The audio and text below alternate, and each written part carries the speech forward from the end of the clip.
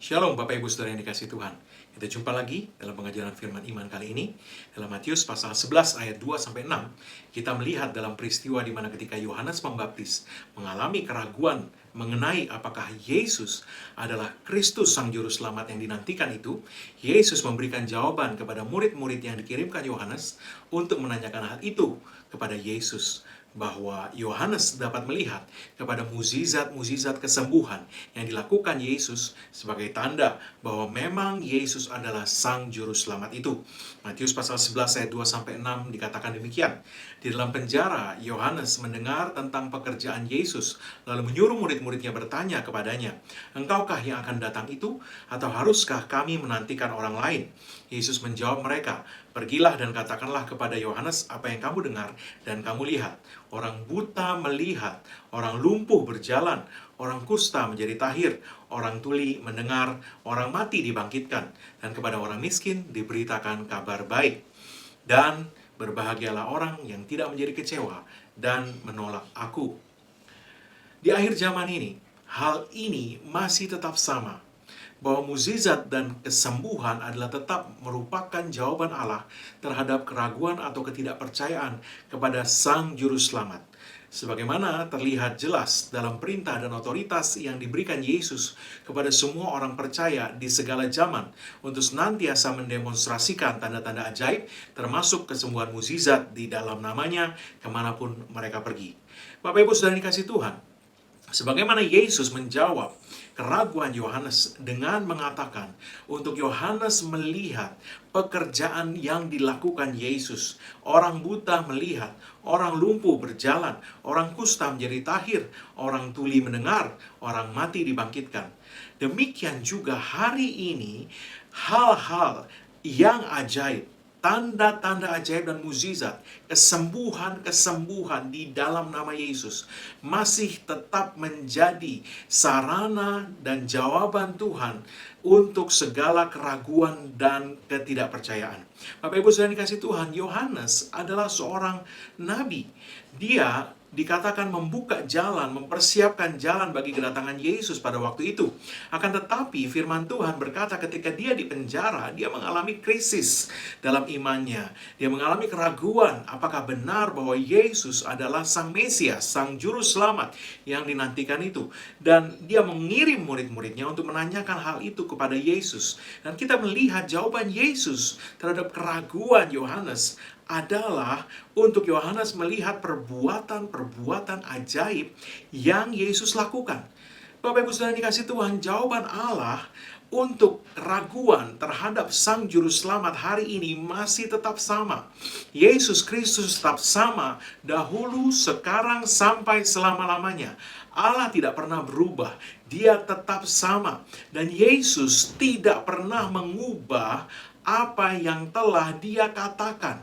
Dia berkata bahwa kepada orang miskin diberitakan kabar baik. Itu masih dilakukan sampai hari ini kepada setiap orang yang membutuhkan keselamatan, setiap orang yang miskin baik secara jasmani maupun secara rohani diberitakan kabar baik.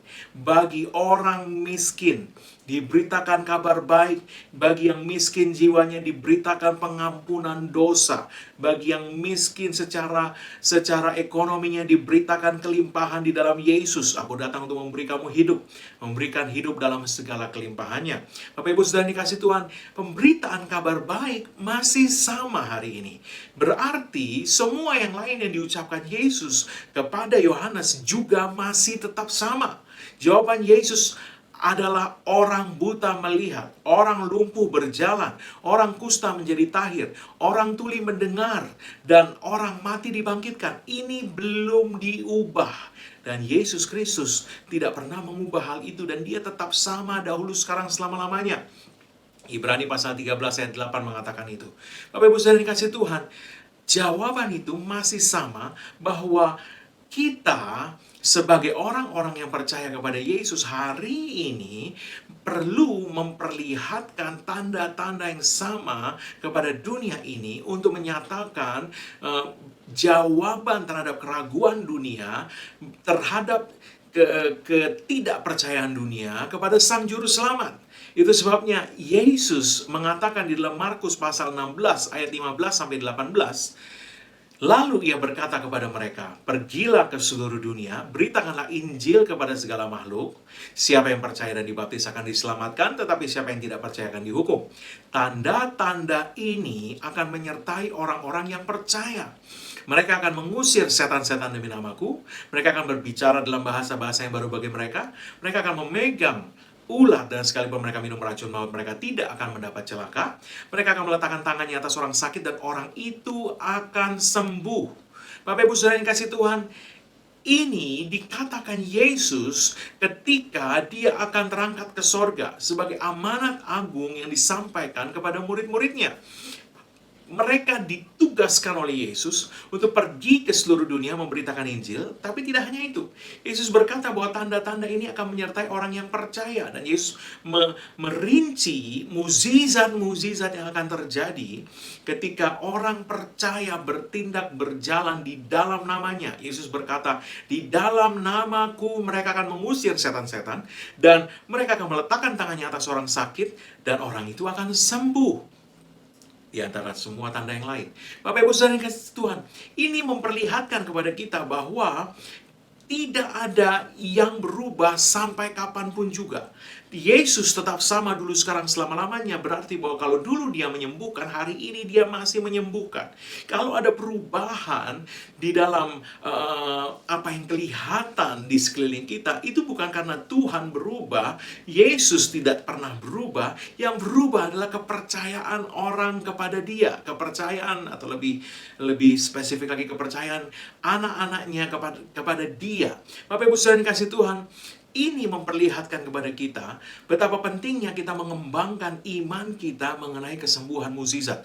Bukan hanya karena situasi dunia saat ini yang memang sedang mengalami pandemi dan membutuhkan jawaban atas situasi yang sedang dihadapi, melainkan terutama karena amanat, penugasan, dan otoritas yang diberikan Yesus kepada semua orang percaya di segala zaman adalah untuk tetap melakukan apa yang dulu dia sendiri lakukan.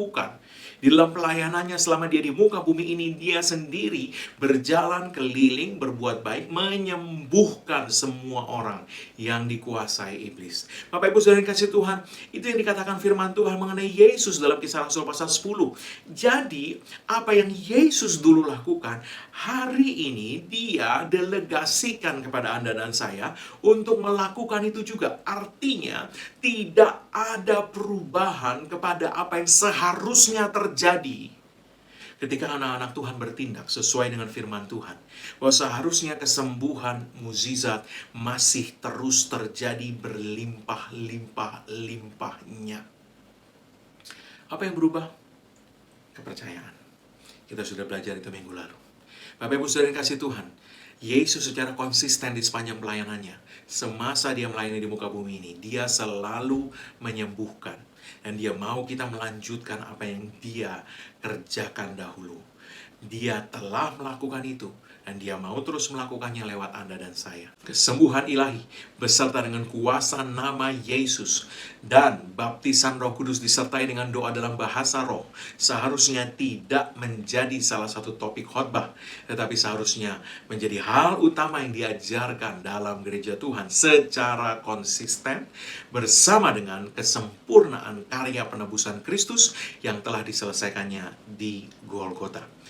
E.W. Kenyon secara konsisten mengajarkan kesembuhan ilahi di gereja yang digembalakannya, dan selama lebih dari 23 tahun tidak ada satu anggota gerejanya pun yang dirawat di rumah sakit atau dioperasi atau meninggal dunia, kecuali beberapa orang yang sudah sangat lanjut usianya.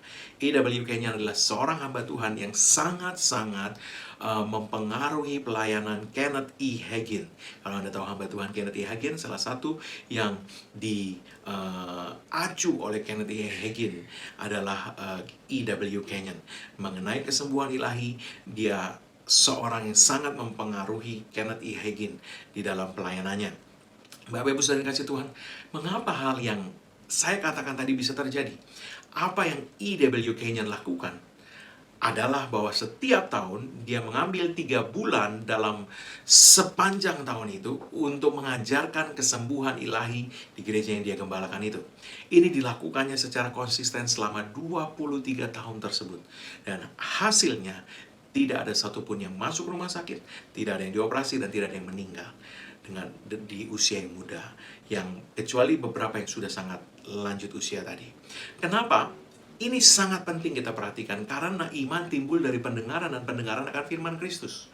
Maka tanpa pengajaran firman Tuhan yang konsisten mengenai kesembuhan ilahi, orang percaya dapat mengaku mempercayai kesembuhan ilahi, tetapi tidak benar-benar memiliki iman sejati yang seharusnya kita miliki akan kesembuhan ilahi. Kita perlu memberikan diri kita untuk mempelajari. Sekali lagi, kita perlu memberikan diri kita untuk mempelajari secara konsisten hal mengenai kesembuhan ilahi, hal mengenai kuasa di dalam nama Yesus. Selain daripada keselamatan dan kesempurnaan penebusan yang Yesus Kristus telah selesaikan buat kita. Bapak Ibu saudara yang kasih Tuhan, ini penting, kita penting untuk memberikan waktu mempelajari secara konsisten mengenai kesembuhan ilahi, karena hal tadi yang saya katakan, bahwa Yesus memanggil kita untuk mempraktekkan pelayanan yang dia sendiri dahulu lakukan, yaitu menyembuhkan orang sakit. Tanda-tanda ini menyertai orang yang percaya. Tanda-tanda ini menyertai orang yang percaya. Mereka akan meletakkan tangannya atas orang sakit, dan orang itu akan sembuh di dalam nama Yesus. Bapak Ibu saudara kasih Tuhan, sampai kapan kita harus melakukan ini? Sampai kapanpun dan dimanapun kita dipanggil untuk melakukannya. Sampai tiba kesudahannya, yaitu sampai Injil diberitakan sampai ke ujung-ujung bumi. Firman Tuhan berkata, barulah tiba kesudahannya. Barulah saat itu, ya, Tuhan datang untuk kedua kalinya. Kita harus terus melakukan ini. Bapak Ibu, dan kita perlu menyadari blueprint pemberitaan Injil itu dipraktekkan oleh Yesus sendiri. Dia berjalan keliling berbuat baik, menyembuhkan semua orang yang dikuasai iblis. Ya, dia mengajar, dia memberitakan Injil kerajaan di mana-mana. Akan tetapi, mengenai Yesus, Roh Kudus mencatat dalam Kisah Rasul 10, bahwa dia berjalan keliling berbuat baik, menyembuhkan semua orang yang dikuasai iblis. Dan kalau kita melihat dalam keempat Injil, kita melihat bahwa 70-80% pelayanan Yesus adalah pelayanan untuk menyembuhkan orang-orang sakit. Bapak Ibu saudara yang kasih Tuhan, ini adalah cetak biru, blueprint pemberitaan Injil. Yesus menyampaikan blueprint ini kepada 12 muridnya ketika dia mengutus mereka untuk memberitakan Injil. Lukas 9 ayat 1-2 mengatakan demikian. Then he called his 12 disciples together and gave them power and authority over all devils and to cure diseases. And he sent them to preach the kingdom of God and to heal the sick. Jadi dikatakan dia memanggil ke-12 muridnya dan memberikan kepada mereka kuasa dan otoritas atas semua setan dan untuk menyembuhkan sakit penyakit. Dan dia mengutus mereka setelah diberi kuasa dan otoritas atas segala setan dan atas segala sakit penyakit. Dia mengutus mereka, and he sent them, dia mengutus mereka to preach the kingdom of God and to heal the sick. Untuk memberitakan Injil dan untuk menyembuhkan orang sakit. Ini blueprintnya. Beritakan Injil, sembuhkan orang sakit. Beritakan Injil, sembuhkan orang sakit. Ini menunjukkan satu hal kepada kita, bahwa dimanapun Injil diberitakan, seharusnya selalu ada kesembuhan ilahi. Saya katakan dengan cara yang lain, bahwa seharusnya kesembuhan ilahi adalah hal yang lumrah terjadi, tidak harusnya sulit, tidak harusnya sukar. Ini sesuatu yang seharusnya secara mudah, secara lumrah terjadi dengan gampang dimanapun juga Injil diberitakan. Kalau tidak begitu, mengapa? Iman kita sudah berubah. Banyak hal membuat kita berubah secara iman. Oh, zaman sudah modern. Oh, sekarang ilmu pengetahuan kedokteran sudah maju. Ya, semua itu benar. Dan semua itu tidak bertentangan. Dokter ada di pihak Tuhan. Mereka bekerja, melakukan apa yang Tuhan kehendaki untuk menyembuhkan sakit penyakit. Pada dasarnya mereka bekerja melawan pekerjaan iblis, pekerjaan roh sakit penyakit.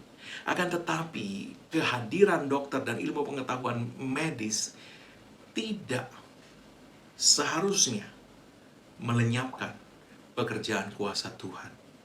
Masih ada begitu banyak hal yang tidak bisa dijawab oleh ilmu pengetahuan medis. Ilmu pengetahuan medis terus berkembang. Dan setiap berapa tahun sekali ada yang berubah dan bahkan berubah. Apa yang dulu dipercaya bisa tidak dipercaya lagi beberapa tahun kemudian. Dan masih begitu banyak yang belum bisa dijawab. Kuasa kesembuhan Tuhan masih tersedia dan memang disediakan untuk segala masa dan untuk segala zaman. Kenapa? Karena Yesus sendiri berkata tanda-tandanya menyertai semua orang yang percaya. Kapanpun dimanapun mereka berada. Di segala zaman sampai tiba kesudahannya. Kesembuhan ilahi disediakan oleh Tuhan. Bapak Ibu Saudara yang kasih Tuhan, tidak ada yang seharusnya berubah. Kepercayaan kita membuat hasilnya berubah. Karena kepercayaan kita telah berubah.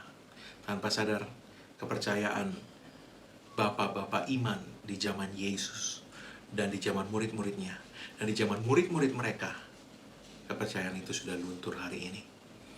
Bapak Ibu Saudara yang dikasih Tuhan, kita dipanggil untuk bangkit kembali. Bapak Ibu Saudara yang dikasih Tuhan, saya katakan ini sekali lagi, bahwa kita semua dipanggil. Tidak hanya 12 murid yang diberi kuasa, dipanggil, diberi penugasan oleh Yesus. Ketika kita membuka satu pasal setelah pasal 9, kita akan melihat bahwa Yesus kemudian mengutus 70 murid lagi untuk memberitakan Injil dengan mempergunakan blueprint yang sama. Anda lihat dalam Lukas pasal 10 ayat 1 dan 9 dikatakan. Kemudian daripada itu Tuhan menunjuk 70 murid yang lain. Berarti sekarang ada 82 yang diutus oleh Yesus. Lalu mengutus mereka berdua-dua mendahuluinya ke setiap kota dan tempat yang hendak dikunjunginya. Untuk apa? Ayat 9. Dan Yesus mengatakan, sembuhkanlah orang-orang sakit yang ada di situ dan katakanlah kepada mereka, kerajaan Allah sudah dekat kepadamu. Pemberitaan Injil, blueprintnya tetap sama. Untuk kita memberitakan Injil dan menyembuhkan orang sakit. Nah, kita sudah melihat sebelumnya dalam Markus 16 yang kita baca di awal tadi, bahwa blueprint itu juga berlanjut pada kita. Berlanjut pada orang percaya di segala zaman, termasuk kita, dan sampai akhir zaman sekalipun. Markus 16 ayat 15 sampai 18, saya bacakan ulang ayat 15 dan 17 saja dikatakan. Lalu ia berkata kepada mereka, pergilah ke seluruh dunia, beritakanlah Injil kepada segala makhluk. Lalu tanda-tanda ini akan menyertai orang-orang yang percaya. Mereka akan mengusir setan-setan demi namaku. Mereka akan meletakkan tangannya atas orang sakit, dan orang itu akan sembuh. Bapak Ibu Saudara yang kasih Tuhan, setelah mengatakan untuk murid-murid pergi ke seluruh dunia dan memberitakan Injil, Yesus tidak mengatakan bahwa pemberitaan Injil akan berhenti ketika Rasul terakhir mati. Pemberitaan Injil harus terus berlanjut sampai ke seluruh dunia, kata Yesus. Dilakukan oleh siapa? Oleh orang-orang yang kemudian percaya lewat pemberitaan para rasul itu. Dan bukan hanya pemberitaan Injil yang tidak berhenti, tetapi blueprint pemberitaan Injil, yaitu pemberitaan Injil yang disertai dengan tanda-tanda ajaib dan kesembuhan ilahi juga tidak berhenti. Selama pemberitaan Injil tidak berhenti, kesembuhan ilahi juga tidak berhenti. Sebab kita melihat bahwa Yesus sendiri menyatakan bahwa tanda-tanda ini menyertai orang yang percaya, yang diutus untuk terus memberitakan Injil sampai ke ujung bumi, sampai ke seluruh dunia. Dan orang-orang percaya terus bertambah lewat pemberitaan para rasul yang kemudian dilanjutkan oleh orang-orang yang percaya kepada pemberitaan para rasul dan seterusnya dan seterusnya. Dan setiap orang percaya ini, kata Yesus, disertai dengan tanda-tanda ajaib termasuk kesembuhan ilahi. Di dalam namaku mereka akan meletakkan tangannya atas orang-orang sakit dan orang itu akan sembuh. Berarti sama dengan Injil yang tidak berhenti diberitakan selama masih ada orang percaya, tanda-tanda ajaib dan kesembuhan ilahi juga tidak berhenti selama ada orang percaya. Garis bawahi, kesembuhan ilahi seharusnya tidak menjadi sesuatu yang sulit sukar. Kita telah dibohongi iblis untuk mempercayai itu sebagai sesuatu yang sukar, sulit, dan sebagainya. Beberapa pengajaran lalu saya sudah tunjukkan perkataan Petrus sendiri yang mengatakan, jangan pikir bahwa kesalehan kami yang membuat orang lumpuh ini berdiri, tapi kuasa nama Yesus dan kepercayaan kepada nama itu. Itu yang membuat mukjizat kesembuhan terjadi. Berarti sama hari ini tidak ada yang berubah Hal yang sama dahulu terjadi hari ini juga masih dengan mudahnya dapat terjadi. Sebab Allah kita tidak pernah berubah. Kepercayaan kita yang perlu kembali seperti kepercayaan mereka di zaman Yesus dahulu. Bapak Ibu Saudara yang dikasih Tuhan, Yesus mengatakan bahwa tanda-tanda ini menyertai semua orang yang percaya kepadanya. Ini adalah panggilan bagi kita semua anak-anak Tuhan. It's a wake up call. Masihkah kita mempercayai perkataan Yesus sebagaimana adanya? Ataukah kepercayaan kita telah luntur tanpa disadari? Apakah kita telah mengesampingkan kesembuhan ilahi dan menempatkan sesuatu yang lain untuk mengisi tempat itu? Ini hanya menjadi sampingan, additional, bukan menjadi sesuatu yang utama. 70% dari apa yang Yesus lakukan adalah menyembuhkan, utama. Dia mengajar, dia menempatkan pengajaran berjalan bersama-sama dengan kesembuhan ilahi. Bukan peristiwa setahun sekali di mana ada KKR, tapi setiap kali di mana Yesus mengajar kemana-mana, ke kota-kota, ke desa-desa, dikatakan semua orang datang untuk disembuhkan oleh Yesus. Bapak Ibu Saudara yang kasih Tuhan, pertanyaan tadi, apakah kepercayaan kita telah luntur tanpa disadari? Sehingga kita mengesampingkan kesembuhan ilahi dan menempatkan sesuatu yang lain untuk mengisi tempat itu. Ketika kita menumpangkan tangan atas orang sakit, apakah kita masih menaruhkan iman pada perkataan Yesus bahwa orang itu akan sembuh? Kita masih mengimani demikian? Atau kita hanya melakukan perbuatan luar tanpa keyakinan bahwa yang akan terjadi adalah pasti seperti yang Yesus katakan dan tidak ada yang lain? Do our faith still expecting miracle healing to happen every time we pray? Apakah iman kita masih mengharapkan kesembuhan mujizat terjadi setiap kali kita berdoa?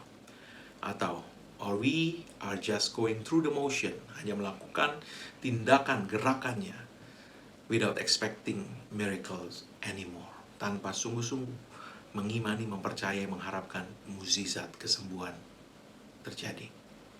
Ibrani 3 ayat 12 mengatakan, beware brethren, lest there be in any of you an evil heart of unbelief in departing from the Lord. Hati-hati, waspadai saudara-saudaraku, jangan sampai ada di antara kamu di dalam hatinya ada hati yang jahat, evil heart of unbelief, hati yang jahat karena ketidakpercayaan, hati yang jahat yang dipenuhi dengan ketidakpercayaan, in departing from the Lord, dalam menjauh from the living God, dari Allah yang hidup.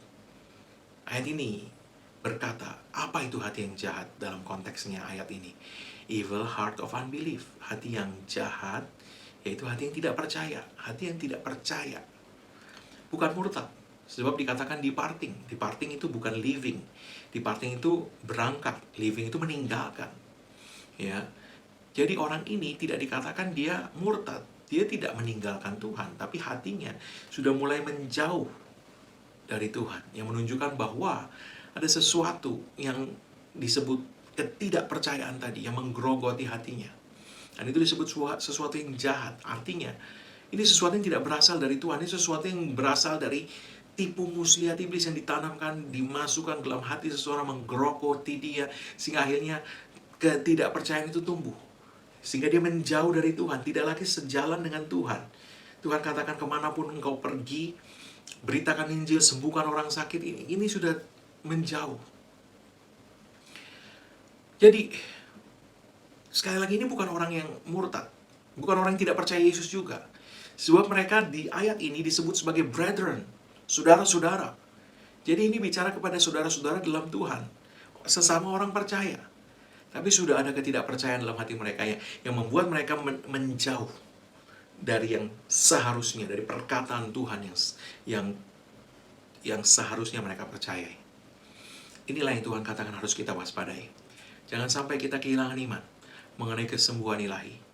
Just doing the motion without expecting the healing miracle to happen. Hanya melakukan perbuatan luar tanpa mengharapkan dan tanpa keyakinan bahwa yang pasti terjadi adalah seperti yang dikatakan Yesus. Yaitu di dalam namanya tumpang tangan dan orang itu akan sembuh. Dan tidak ada yang lain. Ini rema Tuhan untuk kita saat ini.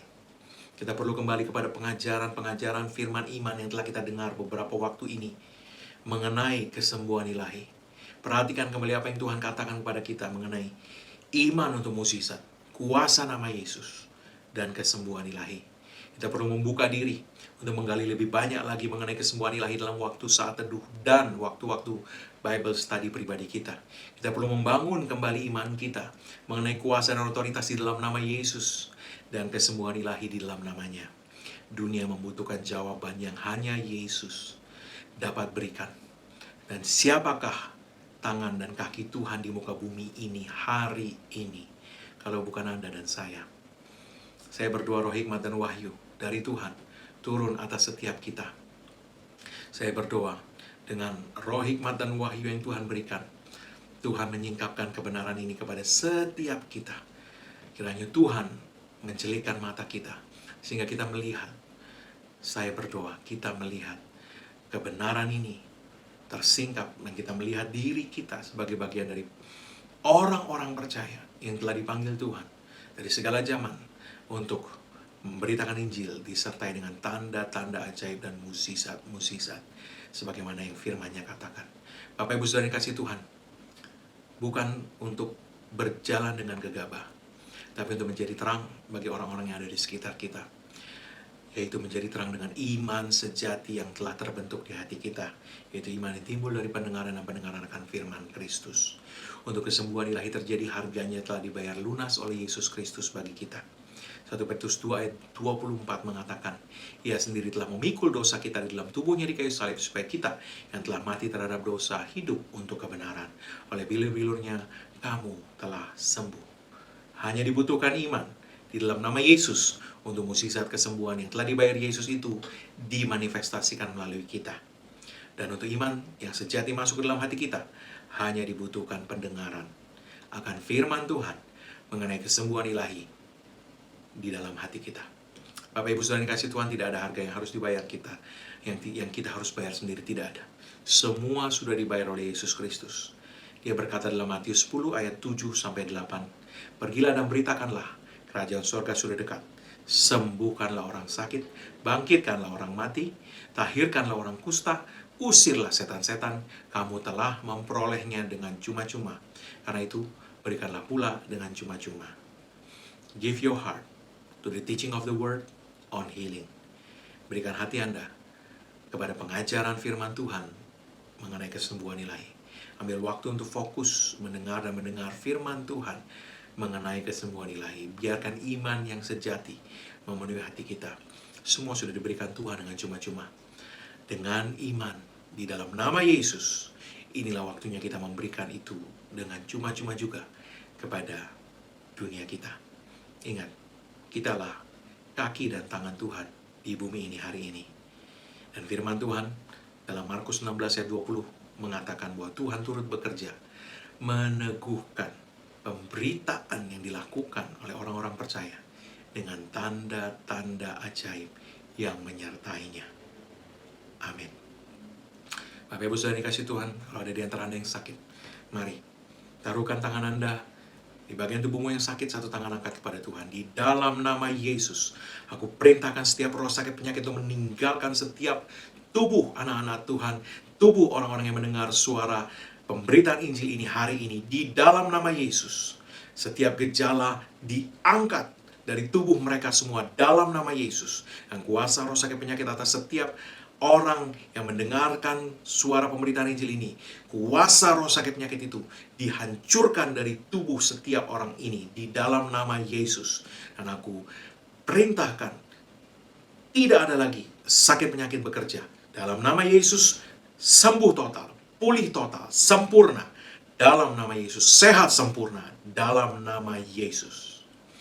Bapak Ibu Saudara yang kasih Tuhan, kalau Anda memiliki permohonan doa atau kesaksian, Anda dapat mengirimkannya pada alamat email yang tersedia di layar Anda. Kami akan mendoakan permohonan doa Anda.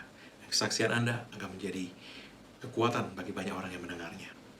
Tuhan Yesus memberkati. Mari, angkat kedua tangan Anda kepada Tuhan dan terimalah berkat Tuhan.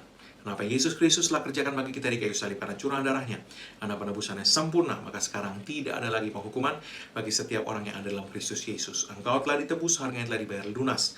Oleh sebab itu semua kutuk tidak berlaku lagi atasmu. Yang ada hanyalah berkat Tuhan tercurah berlimpah-limpah memberkati engkau dalam segala hal. Oleh berkat Tuhan itu engkau naik terus, tidak turun, kau jadi kepala bukan ekor. Apa yang tanganmu dibuat Tuhan berhasil. Dengan panjang umur, Tuhan mengenyangkan engkau, dan Tuhan memperlihatkan padamu keselamatannya daripadanya. Umurmu minimal 120 tahun, dan dipenuhi dengan hari-hari yang baik dari Tuhan. Dalam nama Yesus. Amin.